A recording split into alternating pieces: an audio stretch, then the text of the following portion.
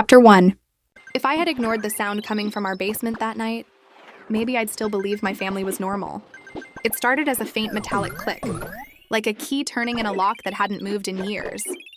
I was lying on the couch half asleep, the TV still murmuring, when it happened. One soft click, then another, followed by a whisper I couldn't make out. I called out for my dad, thinking maybe he'd gone down there, but the house stayed silent. The basement door was at the end of the hallway, a heavy oak door with a brass handle that always felt colder than it should. My parents told me it was where they stored old furniture and things better left alone. When I was a kid, I once tried to sneak in, and my father caught me before I could turn the knob. He didn't yell. He just looked at me with that quiet, hard stare and said, "Never go down there again." Lena, not for any reason. I used to think he said that because of spiders or mold or maybe the smell of old paint. But that night, when the click came again, it didn't sound like any of those things. It sounded deliberate, like someone was unlocking something. I stood up, my heart pounding, so loud it drowned the TV. The hallway light flickered as I walked toward the door. For a second, I thought about turning back. But then I saw the faint glow of light coming from underneath it. The basement had no windows. No one should have been down there. I reached for the handle. It was cold as always, but this time it moved easily under my touch. I froze. My dad always locked it. Always. I hesitated for maybe 10 seconds, then pushed it open just a little. The smell hit me first. Dust, metal, and something faintly sweet, like rust mixed with perfume. There was a single bulb hanging from the ceiling, swinging slightly as if someone had just brushed past it. My breath caught in my throat. On the far side of the room sat an old wooden chair, and on it, something covered with a blanket, dark stains soaking through the fabric. For a second, I thought it might be a mannequin. My mother used to collect those for her sewing projects.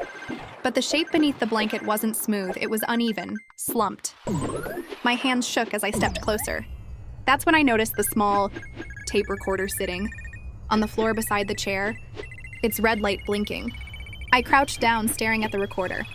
It was one of those old ones from the early 2000s, the kind my dad used to use for lectures. The cassette inside was labeled in neat handwriting, Session 5.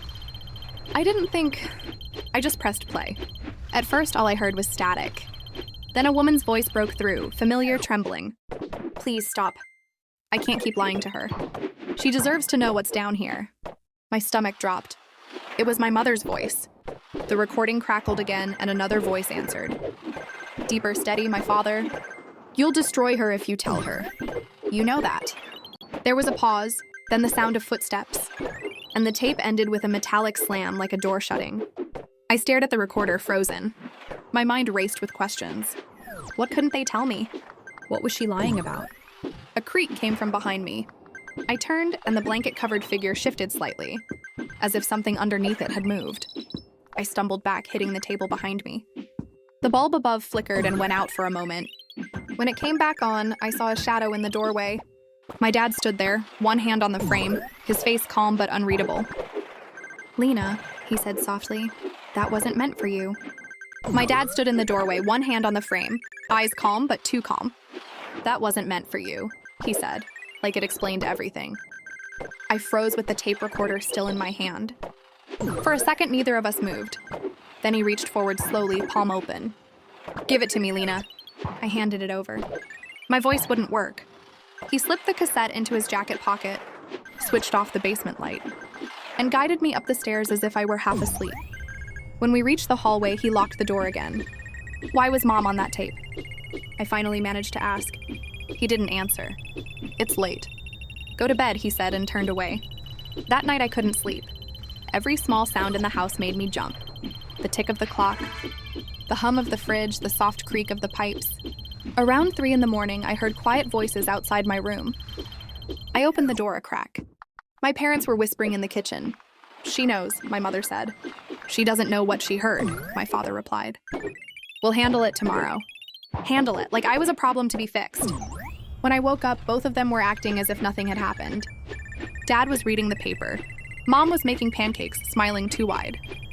I pretended to believe them. While they were busy, I checked the drawer in Dad's study where he kept old office keys. The key to the basement was gone, but there was a small black box tucked under some papers. Inside were more cassettes, each labeled neatly. Session 1, Session 2, Session 3, Session 4. The one I had found last night was Session 5. I slipped Session 1 into my pocket. Later, when my parents left to run errands, I played it on my phone using an adapter. Static, then my mother's voice again, softer this time.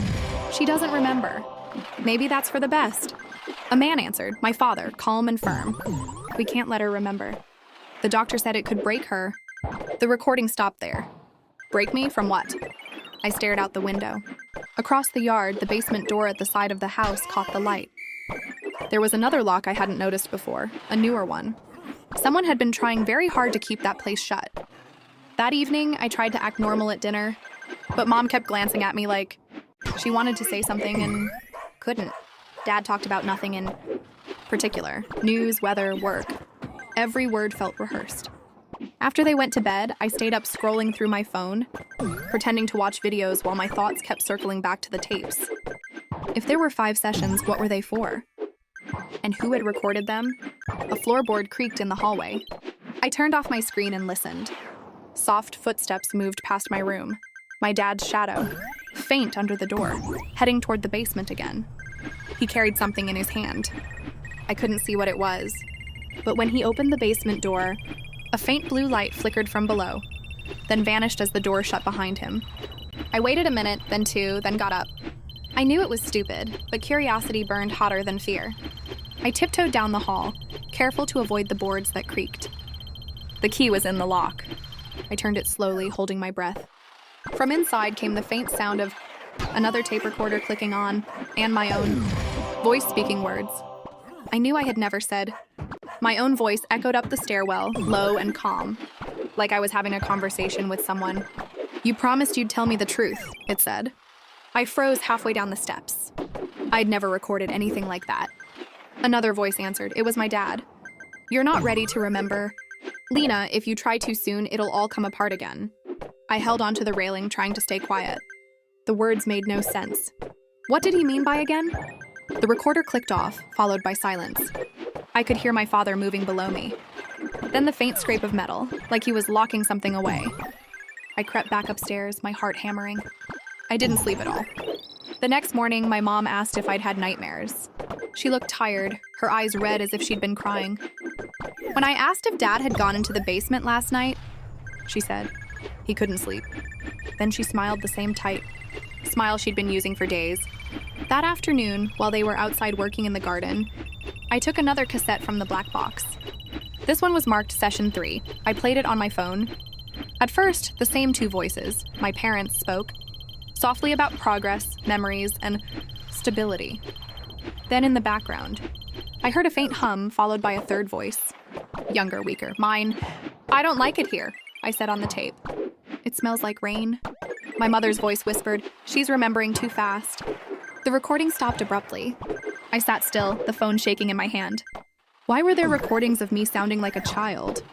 How long had they been making these? When I heard the car door slam outside, I hurried to hide the cassette back in the box. But when I opened it, Session 3 was already there. Another one had appeared labeled Session 6. I hadn't even seen that one before. The ink was fresh. Dinner that night was quiet again.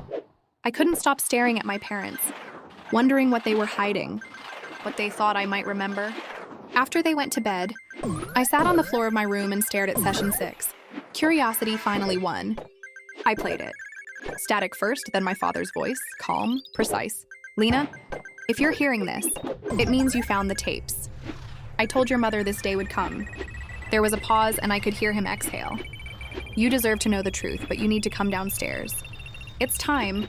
The tape stopped. I stared at the recorder. Downstairs, the basement.